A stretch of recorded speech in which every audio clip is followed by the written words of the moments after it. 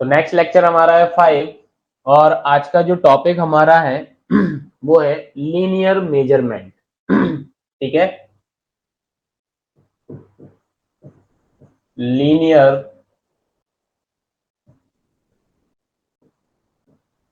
Measurement.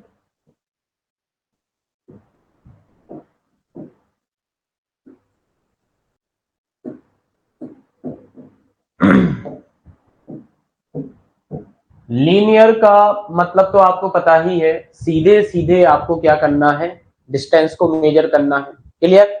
तो linear measurement को हम कैसे ऑब्टेन कर सकते हैं? तो हमारे पास तीन तरीके हैं जिसकी हेल्प से हम लीनियर मेजरमेंट को कर सकते हैं। सबसे पहला जो हमारा तरीका होता है कि हमारे पास एक डायरेक्ट मेथड होती है जिसकी हेल्प से हम लीनियर मेजरमेंट कर सकते हैं। दूसरा हमारे पास होता है by optical means. Optical means मतलब किसी इंस्ट्रूमेंट की हेल्प से हमने डिस्टेंस को मेजर किया। क्लियर? मतलब हमने मेजर किया। ठीक है, और हमारे पास क्या होता है, सॉरी मैंने डिस्टेंस बोल दिया। कहने का मतलब ये है कि किसी इंस्ट्रूमेंट की हेल्प से हमने ऑब्जर्वेशन को किया, ठीक है, और कैलकुलेशन हमने की किसी मेथड को एडॉप्ट करके, that is the optical means आपका हो गया। नेक्स्ट आपका होता है इलेक्ट्रिकल मेजरमेंट। क्या होता है इलेक्ट्रिकल मेजरमेंट? जिसमें हम क्या करते हैं, रिफ्लेक्शन पे काम करते हैं। क्लियर? हमारे पास रेज होती है, हम रेज को छोड़ते हैं, यहां से रिफ्लेक्टर से टकरा के वापस आ जाती है, कितना डिस्टेंस उन्होंने ट्रेवल किया था, कितना टाइम लगा, उसके बेसिस पर हम डिस्टेंस को कैलकुलेट कर लेते हैं। ठीक है, तो लीनियर मेजरमेंट को हम कितने तरीकों से ऑब्टेंड कर सकते हैं? तो linear measurement can be obtained bye linear measurement, linear linear measurement can be obtained by linear measurement can be obtained by following three method, following three method। ठीक है, तीन मेथड्स हैं। सबसे पहली जो मेथड हमारी है वो है हमारी डायरेक्ट मेथड। कौन सी मेथड है? डायरेक्ट मेथड है। दूसरा हमारे पास है by optical means, by optical means. ठीक है, और थर्ड हमारे पास है बाय इलेक्ट्रिक। ठीक है, थर्ड हमारे पास क्या है? Bye electronic measurement, bye electronic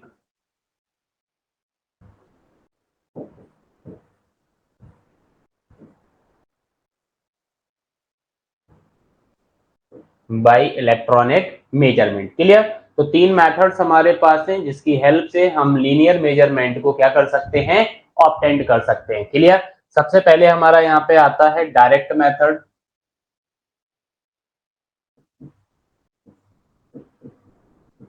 अब देखो, डायरेक्ट मेथड के अंदर हम क्या करेंगे, हम ग्राउंड पर जाएंगे और डायरेक्टली डिस्टेंस का मेजरमेंट करेंगे। क्या करेंगे? हम ग्राउंड के ऊपर जाएंगे और डायरेक्टली डिस्टेंस का मेजरमेंट करेंगे। और डायरेक्ट हम डिस्टेंस का मेजरमेंट कैसे कर सकते हैं? With the help of chain और टैप। हमारे पास दो इंस्ट्रूमेंट होते हैं, एक तो चेन होता है और दूसरा हमारे पास क्या होता है, टैप होता है। इसके अलावा भी कुछ और इंस्ट्रूमेंट होते हैं जिनकी हेल्प से भी हम क्या कर सकते हैं, डायरेक्ट मेजरमेंट को कर सकते हैं। क्लियर? लेकिन हम ग्राउंड पे जनरली क्या यूज करते हैं, चेन को यूज करते हैं, टैप को यूज करते हैं डायरेक्ट मेजरमेंट के लिए। क्लियर? तो in the case of direct measurement, in the case of in the case of direct measurement, direct measurement, distance, जो हमारी डिस्टेंस होगी, कौन सी डिस्टेंस की बात कर रहे हैं, लीनियर डिस्टेंस की बात कर रहे हैं। Clear? Distance are actually measured, distance are actually measured actually measured on the ground, on the ground distance are actually measured on the ground with the help of chain or tape, with the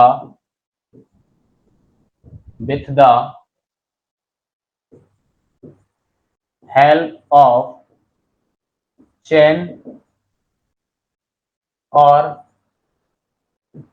tape and any other instrument, and any other instrument.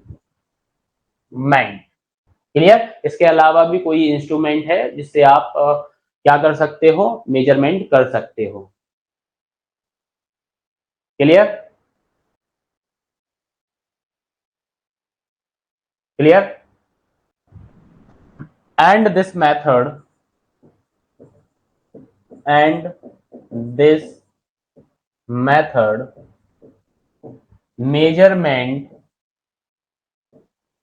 measurement are directly obtained। Clear? जो भी measurement है आपका वो आप direct obtained करते हो। Clear? Directly obtained. Clear? मतलब कि directly obtained, no calculation are involve, no calculation are involve. Clear? किसी भी प्रकार की कैलकुलेशन यहाँ पे इन्वॉल्व नहीं होती है। जैसे अगर मैं बोलूँ ये लाइन है, इस लाइन का मुझे मेजरमेंट करना है, मैंने टैप को यहाँ पे पकड़ा और खींच दिया तो डायरेक्टली मुझे ये डिस्टेंस पता चल जाएगी। फॉर एग्जांपल ये 5 मीटर आया, किसी प्रकार की मैंने कैलकुलेशन की है क्या? नहीं की है। क्लियर? तो किसी भी प्रकार की कैलकुलेशन यहाँ पे इंक्लूड नहीं होती है, इन्वॉल्व नहीं होती है। डायरेक्टली ही मुझे क्या पता चल जाएगा? डिस्टेंस पता चल जाएगी। क्लियर? अब जैसे आप यहाँ पे देखो, मैंने एक वर्ड यहाँ पे यूज किया था, एनी अदर इंस्ट्रूमेंट लिखा था।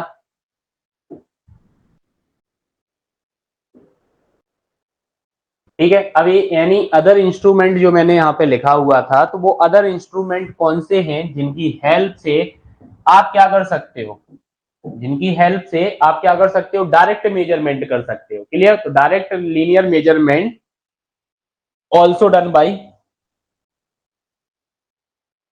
Direct linear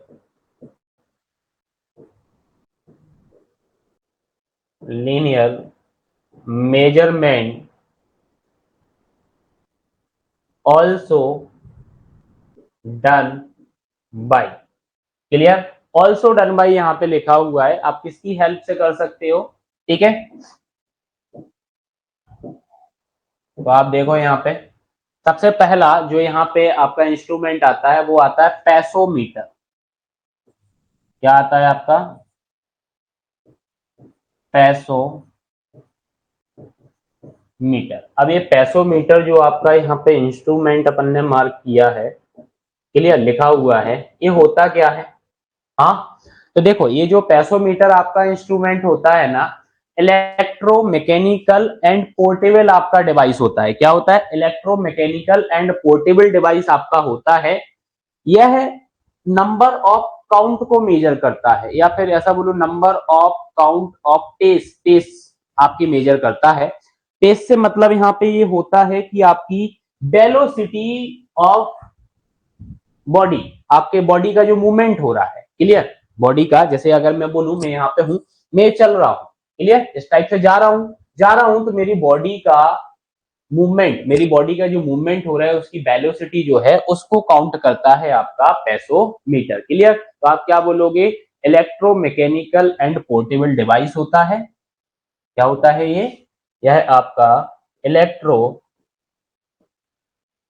electro mechanical electromechanical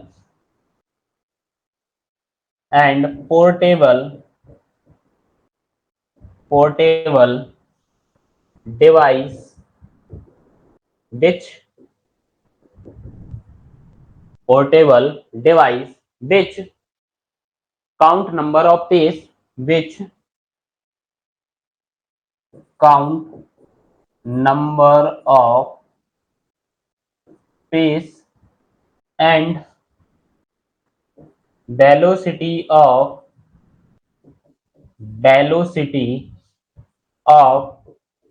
body movement.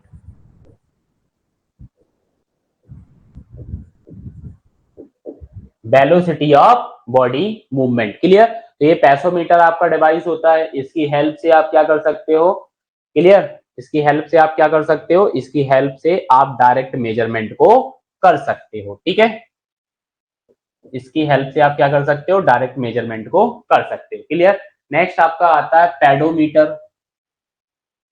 Second आपका क्या है, पेडोमीटर। क्लियर। तो देखो ये जो डिवाइस के नाम बता रहा हूं ना, यहीं से आपके फैक्टुएट क्वेश्चन बनने वाले हैं, तो आप अच्छे से इनको रीड कर लेना। क्लियर। यहाँ पे आपके डिवाइस के नाम आपको पता होना चाहिए, किस डिवाइस की हेल्प से आप क्या मेजर आप कर रहे हो। ठीक है। नेक्स्ट आपका पेडोमीटर आ गया। पेडोमीटर आपका क्या होता है। क्लियर। तो ये जो आपका होता है, यह भी इलेक्ट्रॉनिक या फिर इलेक्ट्रोमैकेनिकल डिवाइस होता है। क्लियर। सबसे पहले मैंने क्या बोला, इलेक्ट्रॉनिक, इलेक्ट्रॉनिक, ठीक है, या फिर इलेक्ट्रो मैकेनिकल, मैकेनिकल डिवाइस आपका होता है। और ये जो पेडोमीटर आपका होता है, ये भी क्या कर रहा है, स्टेप काउंटिंग करता है। क्या करता है, स्टेप काउंटिंग करता है। ठीक है।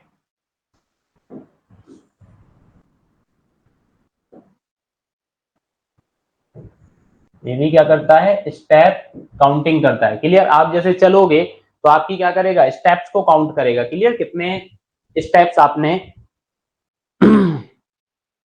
चल लिया है उसको काउंट करता है आपका पेडोमीटर। ठीक है। उसके बेसिस पे आपका डायरेक्ट मेजरमेंट हो जाएगा। क्लियर। नेक्स्ट आपका आता है ऑडोमीटर एंड स्पेडोमीटर। क्लियर। नेक्स्ट क्या आता है आपका, ऑडोमीटर। ठीक है। नेक्स्ट डिवाइस का नाम मैंने क्या बताया आपको, odometer. Clear. And speedometer, speedometer. ठीक है।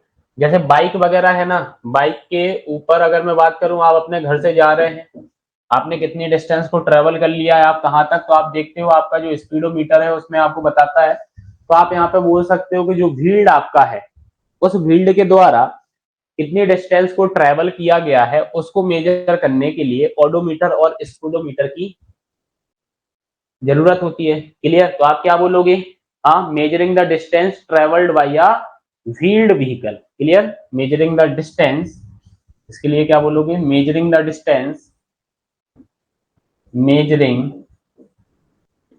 The distance travelled by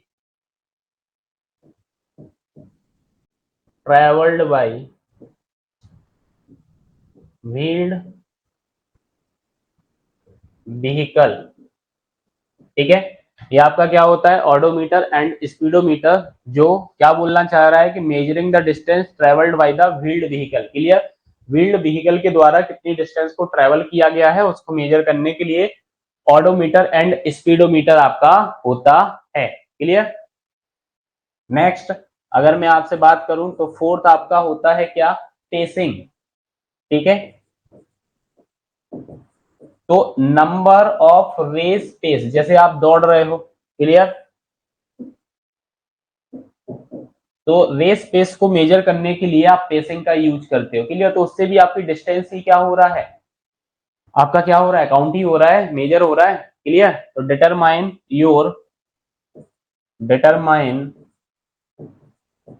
determine your race pace. ठीक है। अब आगे अपन बात करें तो सेकंड हमारी जो मेथड होती है, ये तो डायरेक्ट मेथड की हमने बात कर ली है। सेकंड हमारी होती है क्या, बाई ऑप्टिकल मीन्स, ठीक है, क्या होती है, बाई ऑप्टिकल मीन्स, ठीक है।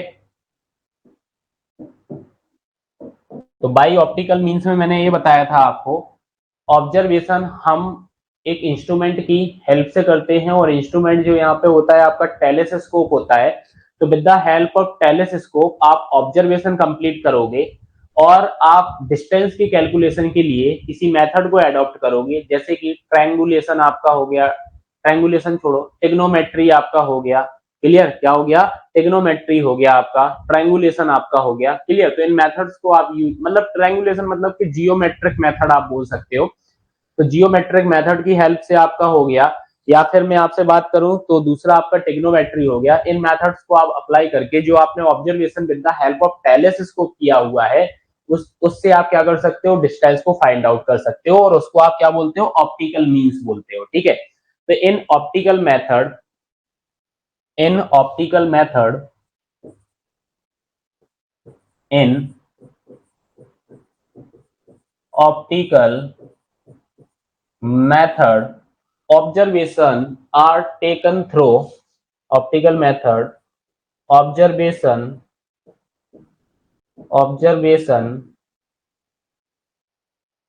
are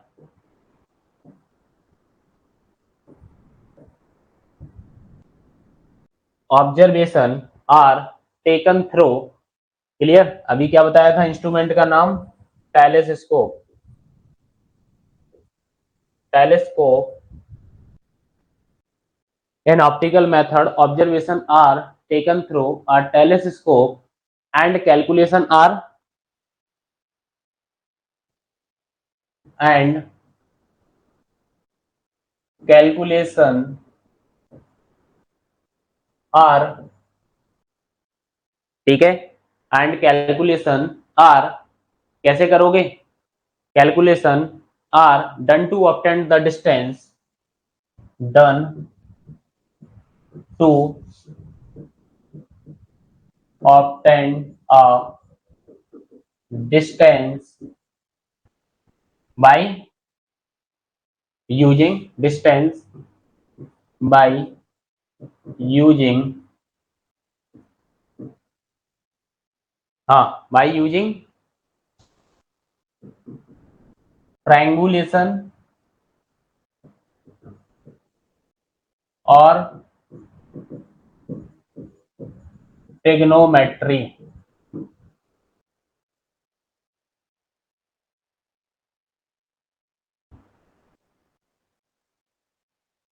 ठीक है, ट्रिग्नोमेट्री, क्लियर। तो ये आपकी जो मेथड होती है, ये कौन सी मेथड होती है आपकी, ऑप्टिकल मींस मेथड होती है, क्लियर। अब नेक्स्ट अगर मैं बात करूं तो नेक्स्ट आपकी इलेक्ट्रॉनिक मेथड थी, नेक्स्ट आपकी क्या थी, इलेक्ट्रॉनिक मेथड। तो bye electronic method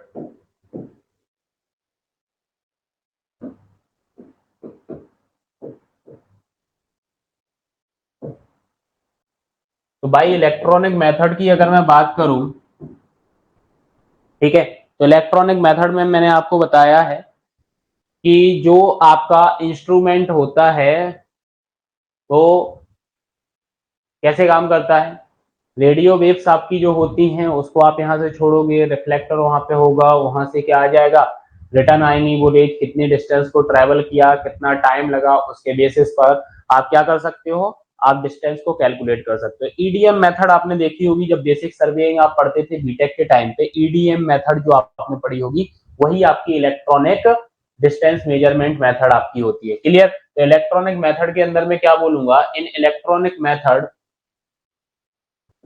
in electronic in electronic method distance are in electronic method distance are measured with instrument, measured with measured with instrument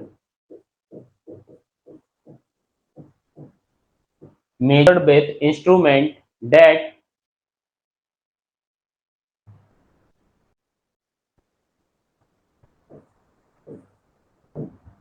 clear. अब ये डेट के बाद मतलब क्या हो गया,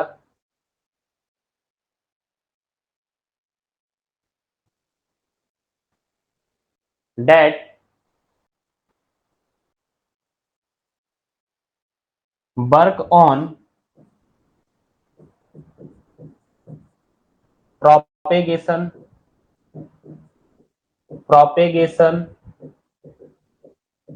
reflection,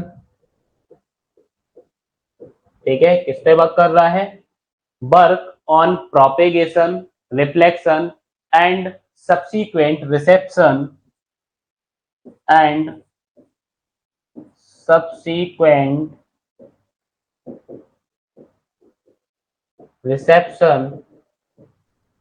subsequent reception of either radio wave reception of either radio wave or reception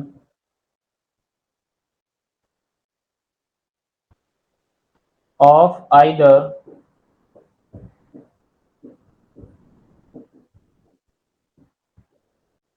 radio waves,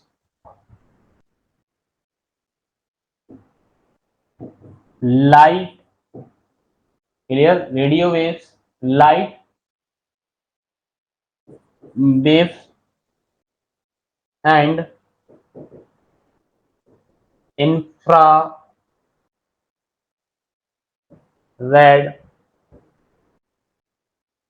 waves, ठीक है। तो ये जो लीनियर मेजरमेंट होता है, लीनियर मेजरमेंट आप कैसे कर सकते हो, तो ये तीन मेथड आपके पास जो इनिशियली हमने डिस्कस की है।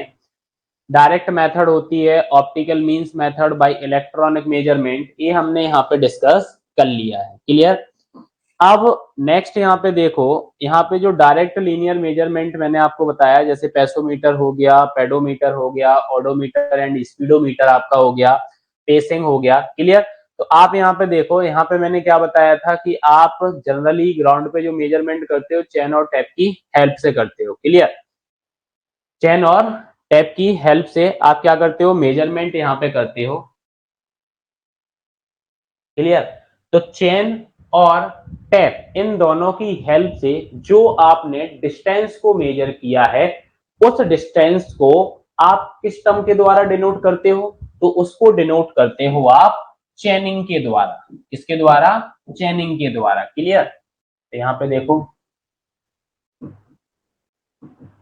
नेक्स्ट आपका जो टर्म यहाँ पे यूज कर रहा हूं वो आपका क्या आ गया, चेनिंग, क्लियर। या फिर मैं ऐसा बोलूं कि आप यहाँ पे ऐसा लिख लो, इंस्ट्रूमेंट के बेसिस पर आपने क्या किया था, सर्वे किया था। तो आप यहाँ पे अपन स्टार्ट करते हैं हमारा चेन सर्वे।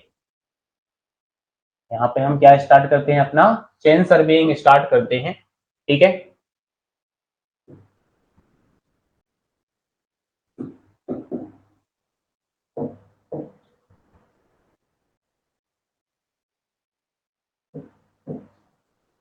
ठीक है, चेन सर्वेइंग की अगर मैं बात करूं तो इसके अंदर सबसे पहला पॉइंट तो आपका ये आ जाएगा कि हम एक टर्म यहाँ पे बार बार यूज करते हैं, चेनिंग। क्या यूज करते हैं, चेनिंग। तो ये चेनिंग टर्म मैंने आपको बताया, जब हम चेन और टैप की हेल्प से डिस्टेंस को मेजर करते हैं, तो हम यहाँ पे उन दोनों के द्वारा जो मेजर डिस्टेंस, मतलब जो प्रोसीजर आपकी हो रही है, उसको चेनिंग बोलोगे आप, क्लियर। तो chaining is a term, chaining is a term, clear. या एक आपकी टर्म होती है which is use to denote the, which is use to, which is use to denote the denote the denote the measuring distance, measuring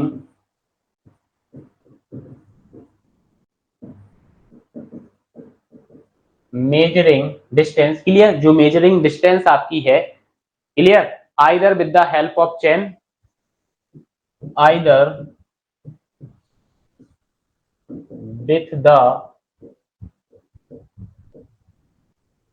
help of chain or tag। ठीक है,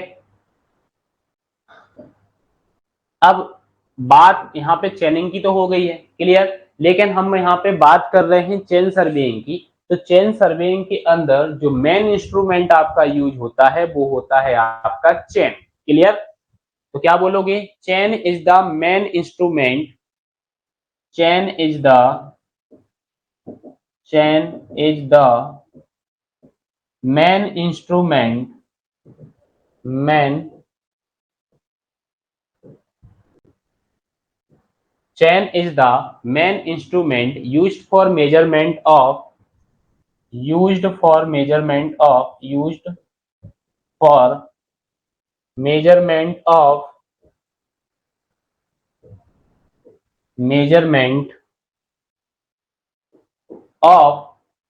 linear distance, measurement of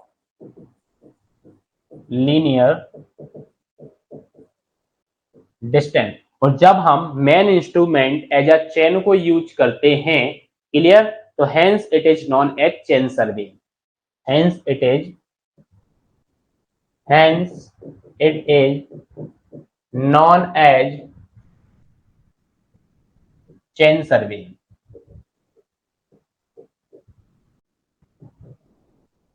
ठीक है, तो हम इसको किस नाम से जानते हैं, चेन सर्वेइंग के नाम से जानते हैं, क्लियर।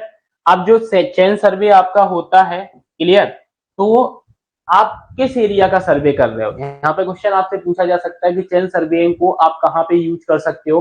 तो जहां का जो एरिया आपका है वो प्लेन होना चाहिए और स्मॉल एरिया होना चाहिए। तो स्मॉल एंड प्लेन एरिया के लिए आपका जो चेन सर्वे होता है सुटेबल होता है और आपको एक्यूरेट रिजल्ट देगा। अगर एक लार्ज एरिया का आप करने जाओगे तो कहीं ना कहीं आपको उतना एक्यूरेट रिजल्ट इससे नहीं मिलेगा, क्लियर। तो आप क्या बोलोगे, it is suitable only, it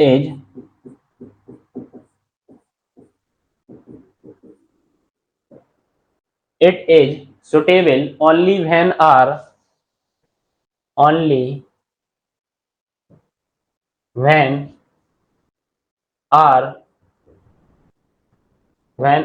survey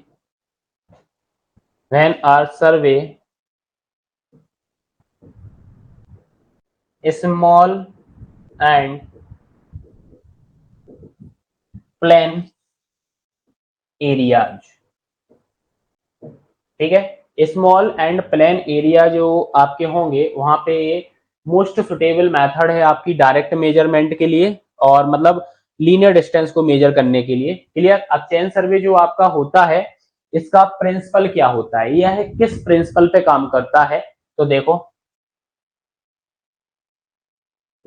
ठीक है। तो प्रिंसिपल ऑफ चेन सर्वेइंग क्या है आपका, ये क्वेश्चन आपसे पूछा जा सकता है। Principle of chain surveying is triangulation. ठीक है, ये चीज आपको याद रखना है, किस प्रिंसिपल पे काम कर रहा है, ट्रायंगुलेशन के प्रिंसिपल पर काम कर रहा है। तो चेन सर्वेइंग का जो प्रिंसिपल आपका हो गया है वो हो गया है ट्रायंगुलेशन। तो अब अपन यहाँ पे देखेंगे कि प्रिंसिपल ऑफ ट्रायंगुलेशन आपका क्या होता है। प्रिंसिपल ऑफ ट्रायंगुलेशन, ठीक है। तो प्रिंसिपल ऑफ ट्रायंगुलेशन की अगर मैं आपसे बात करूं, ठीक है, तो देखो इसके अंदर क्या होता है, जो हमारा होल एरिया होता है उसको हम नंबर ऑफ ट्रायंगल्स में क्या कर देते हैं, डिवाइड कर देते हैं। अब आपके मन में क्वेश्चन आ रहा होगा कि हम जो हमारा होल एरिया है उसको नंबर ऑफ ट्रायंगल में ही क्यों डिवाइड कर रहे हैं, क्लियर। ट्रापेजोइडल बना दो, ठीक है, पॉलीगॉन्स बना दो, हम ट्रायंगल में ही क्यों कर रहे हैं, क्योंकि ट्रायंगल आपका जो होता है एक स्मॉल क्लोज्ड जियोमेट्री होता है जिसको एनालिसिस करना आपके लिए इजी हो जाता है। इसलिए हम होल एरिया को नंबर ऑफ ट्रायंगल्स में क्या कर रहे हैं, डिवाइड कर रहे हैं। यही आपका प्रिंसिपल ऑफ ट्रायंगुलेशन होता है। या फिर आप ऐसा भी बोल सकते हो इस ट्रायंगुलेशन को, क्या बोलोगे कि ये जो प्रिंसिपल ऑफ ट्रायंगुलेशन आपका होता है यह एक फ्रेमवर्क आपको प्रोवाइड कराता है। क्या कराता है, एक फ्रेमवर्क आपको प्रोवाइड कराता है जिसमें एक नंबर ऑफ कनेक्टेड ट्रायंगल्स की सीरीज होती है। क्लियर है, आपको एक फ्रेमवर्क प्रोवाइड करा रहा है जिसके अंदर क्या होता है, नंबर ऑफ कनेक्टेड ट्रायंगल्स की एक सीरीज होती है। क्लियर, आपको ये मैंने बता दिया कि ट्रायंगल ही क्यों किया जा रहा है। तो ट्रायंगल का तो रीजन ये है कि यह आपकी स्मॉल क्लोज्ड जियोमेट्रिक फिगर है। क्लियर, और आप इजीली इसको क्या कर सकते हो, इजीली आप इसको एनालिसिस कर सकते हो। ठीक है, तो प्रिंसिपल ऑफ ट्रायंगुलेशन की बात करें तो क्या हो जाएगा आपका, इसको कैसे एक्सप्लेन करोगे, according to this principal,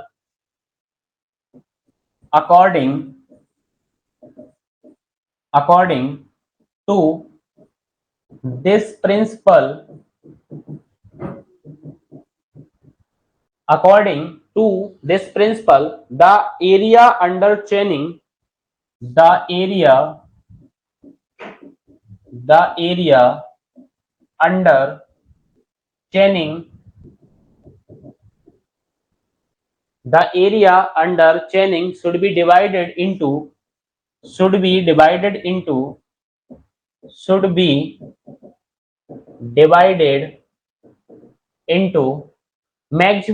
maximum possible triangles into maximum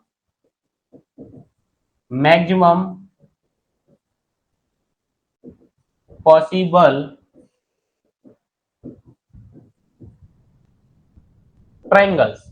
ठीक है, ऐसा क्यों, अब ट्रायंगल्स में ही क्यों किया गया है, क्योंकि जो ट्रायंगल आपका होता है सिंपलेस्ट क्लोज्ड जियोमेट्रिकल फिगर होता है। क्लियर, तो because triangle is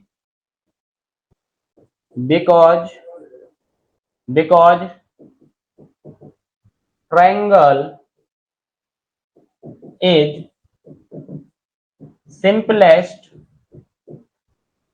closed geometrical figure.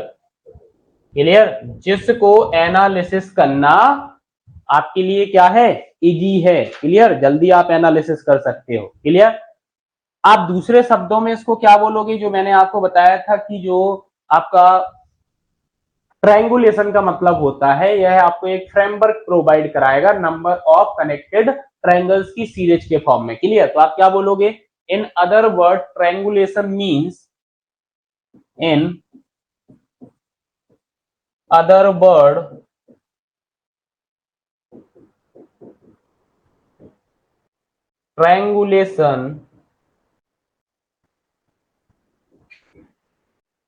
triangulation means to provide a framework to provide a framework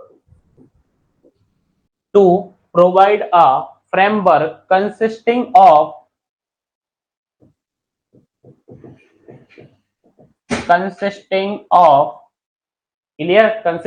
number of connected triangle, number of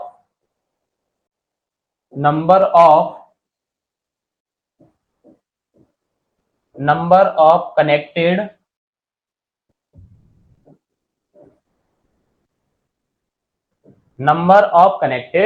triangles. Clear, number of connected triangles आपके यहाँ पे होते हैं, या आपको एक फ्रेमवर्क प्रोवाइड यहाँ पे कराता है। क्लियर, अब नंबर ऑफ कनेक्टेड ट्रायंगल्स यहाँ पे बात कर रहे हैं, ट्रायंगल्स मुझे बनाना है, तो ट्रायंगल्स जो यहाँ पे आप बना रहे हो वो कैसा होना चाहिए।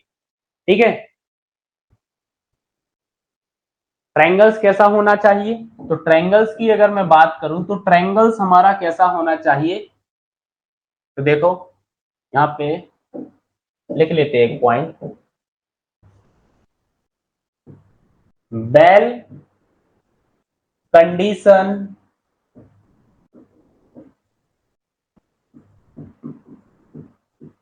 Triangle are used. क्लियर? आप यहाँ पे बेल कंडीशन ट्रायंगल्स का यूज करते हो तो क्वेश्चन यहाँ पे आ जाता है कि बेल कंडीशन ट्रायंगल आपका क्या कहलाता है। क्वेश्चन क्या आता है आपका कि बेल कंडीशन ट्रायंगल आपका क्या कहलाता है। किसी को अगर आइडिया हो तो वो बता सकते हैं कि बेल कंडीशन ट्रायंगल आपका क्या होता है। कौन बताएगा? हम्म,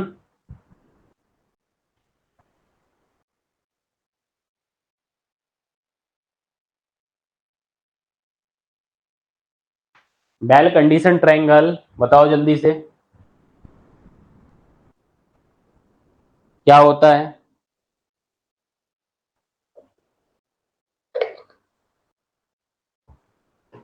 जल्दी फास्ट पढ़ा होगा ये आप लोगों ने।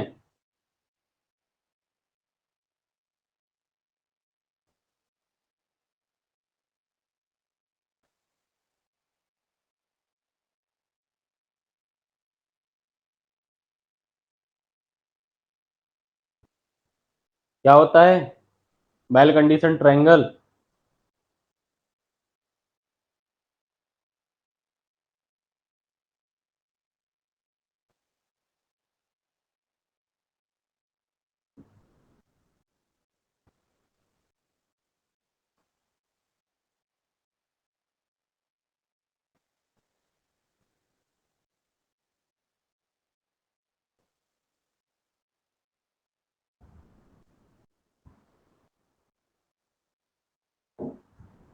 तो देखो आप लोग तो बता नहीं रहे हो, मैं ही बता देता हूं।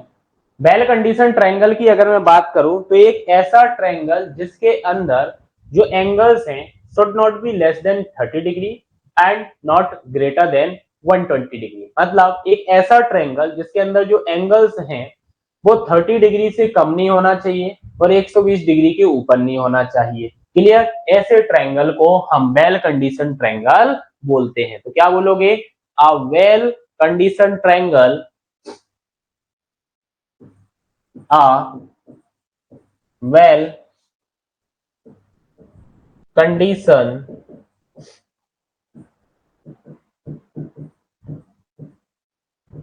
a well conditioned triangle should not have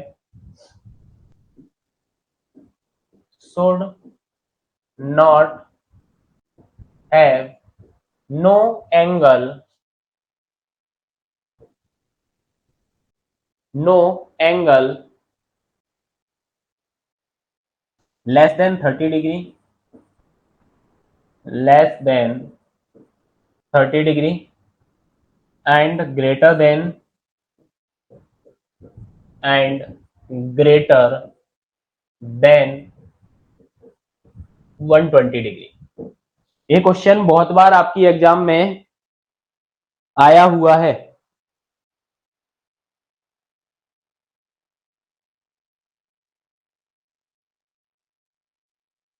ठीक है?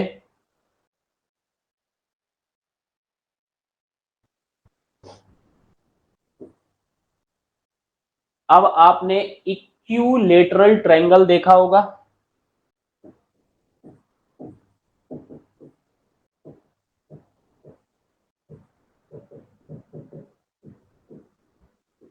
देखा होगा इक्विलेटरल ट्रायंगल्स। क्लियर? क्या प्रॉपर्टी होती है इसकी जल्दी से कमेंट में बताएं। ठीक है?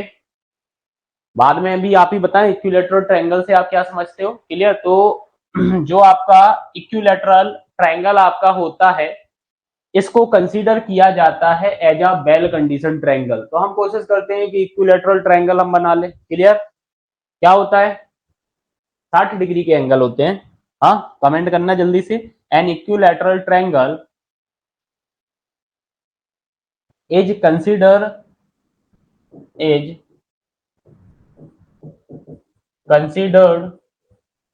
as well conditioned triangle।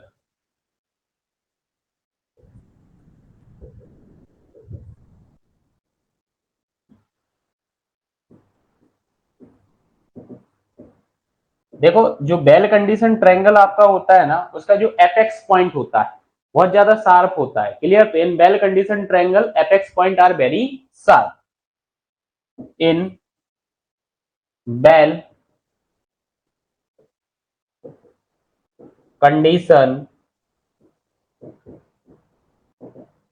Triangle, in well condition triangle apex points are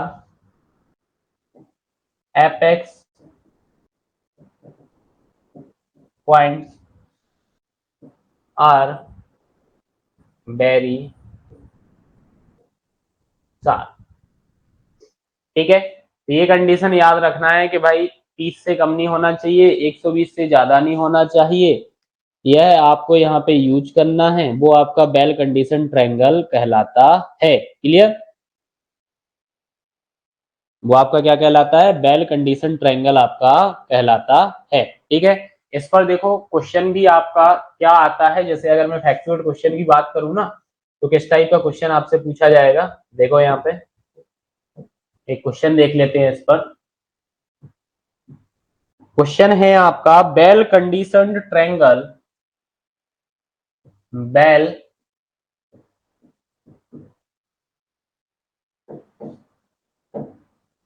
bell conditioned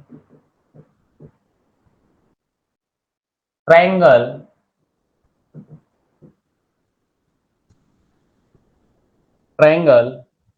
has no angle less than ठीक है। और यहाँ पे पहला ऑप्शन आपका है 20 डिग्री, दूसरा ऑप्शन जो है आपका 30 डिग्री, थर्ड ऑप्शन आपका जो है 45 डिग्री, और फोर ऑप्शन जो आपका है वो है 60 डिग्री। ठीक है, तो करो जल्दी से कमेंट क्या होगा यहाँ पे। हाँ,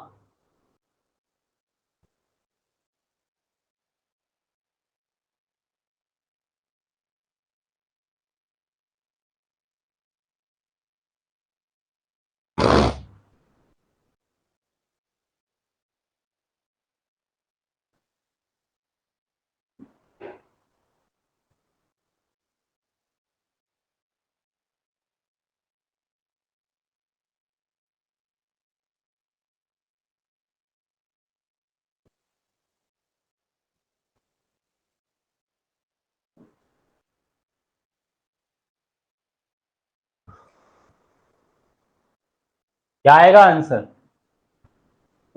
अभी आपने पढ़ा हुआ है well condition triangle has no angle less than 30 degree. तो आंसर आपका यहाँ पे क्या हो जाएगा? आंसर हो जाएगा 30 डिग्री। क्लियर? आंसर क्या हो जाएगा आपका?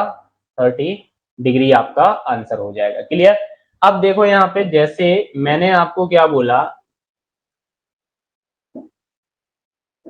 मैंने आपको यहाँ पे क्या बोला, देखो जैसे ये ट्रायंगल का मैंने फिगर यहाँ पे बनाया है।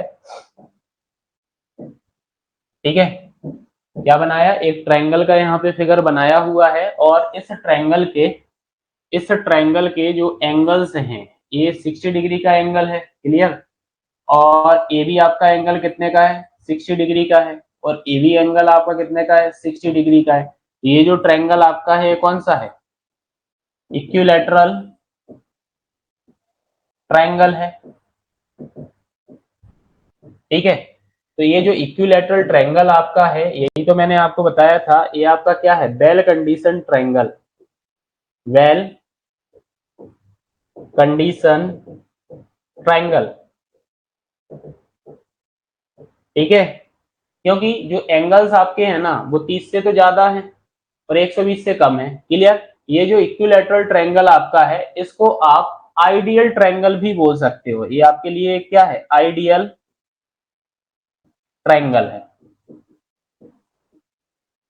ठीक है, अगर ये आपका पॉसिबल नहीं हो पाता है, क्लियर, तो अगर मैं आपसे बोलूं कि जैसे एक और एग्जांपल बताना मुझे, अगर मैं बोलूं कि ये मैंने एक फिगर यहाँ पे बनाया, ठीक है, ये मैंने एक और फिगर यहाँ पे बनाया, और मैंने आपसे पूछा कि इस फिगर के अंदर देखना आप, ये जो एंगल आपका है इसको मैंने बोला कि ये 60 डिग्री का एंगल है, ये आपका 40 डिग्री का एंगल है, और ये जो एंगल है यह 80 डिग्री का एंगल है। तो क्या यह ट्रायंगल आपका वेल कंडीशन ट्रायंगल है? क्लियर? तो मैंने अभी आपको बताया 30 डिग्री से कम नहीं होना चाहिए, 120 के ऊपर नहीं होना चाहिए, उसके बीच में अगर है तो भाई वेल कंडीशन ट्रायंगल होगा। तो ये वाला ट्रायंगल भी आपका कैसा होगा? Well condition, well condition triangle आपका होगा। क्या होगा? वेल कंडीशन आपका ट्रायंगल यहां पर होगा। क्लियर? ये भी आपको समझ में आ गया?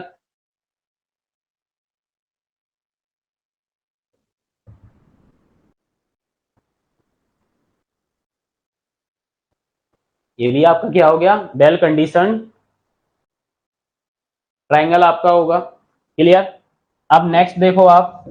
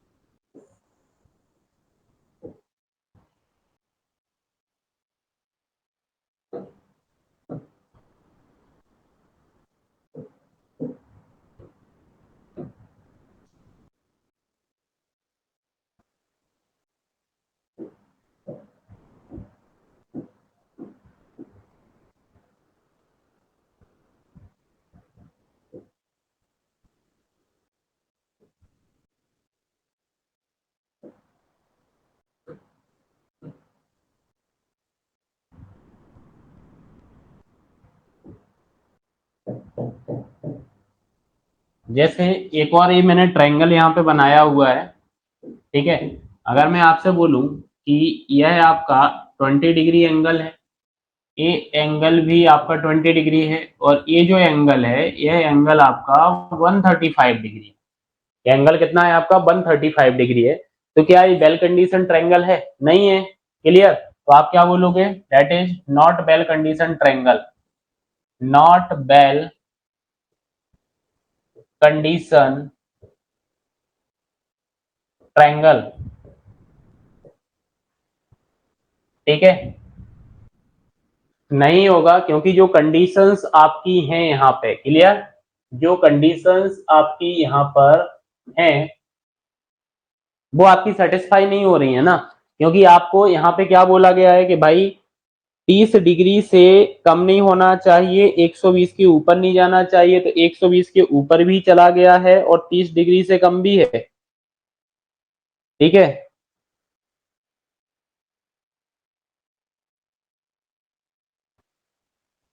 30 डिग्री से क्या है? कम भी है। ठीक है? तो फिर तो ये आपका क्या हो जाएगा? नॉट वेल कंडीशन ट्रायंगल आपका हो जाएगा। क्लियर?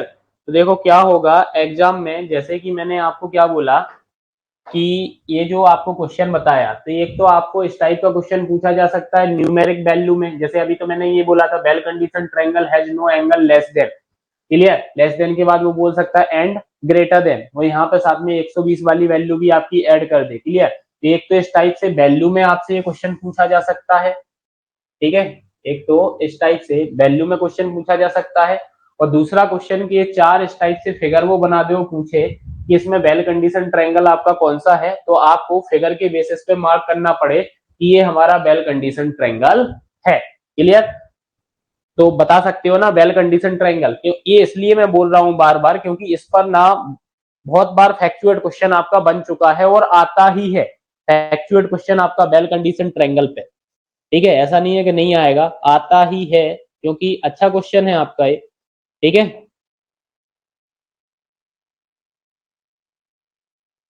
क्लियर है?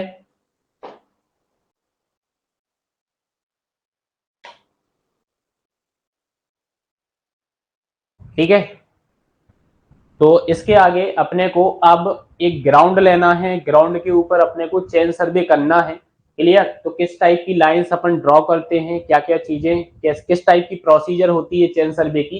ठीक है? तो इसको अपन नेक्स्ट लेक्चर में कंटिन्यू करेंगे। ठीक है? अगर आपको कोई डाउट आता है तो कमेंट के थ्रू या फिर आप हमारे जो व्हाट्सएप ग्रुप बना हुआ है लाइव बैच का, आप उसमें मेरे से डाउट क्लियर कर सकते हैं और एनी टाइम कॉल भी कर सकते हैं। Thank you.